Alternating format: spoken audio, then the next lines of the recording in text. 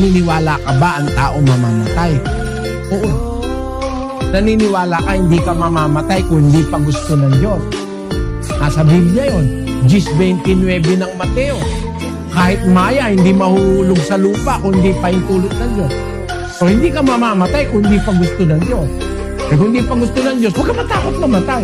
Kasi, pag natatakot ka mamatay, parang natatakot ka sa gusto ng Diyos.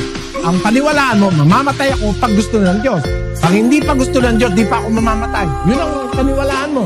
O maaalis yung takot mo ka. Eh, huwag ka matakot. Maniwala ka sa Diyos. Ba't mo po problemahin eh, mamamatay ka lang pag gusto na ng Diyos?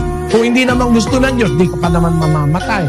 Maya nga, hindi mahuhulog sa lupa eh. Kung hindi kalooban ng Ama na nasa langit eh.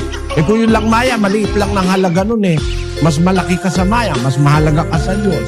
Hindi ka niya papayagang mamatay nang hindi mo pa oras. Kaya handa mo na ka ako sa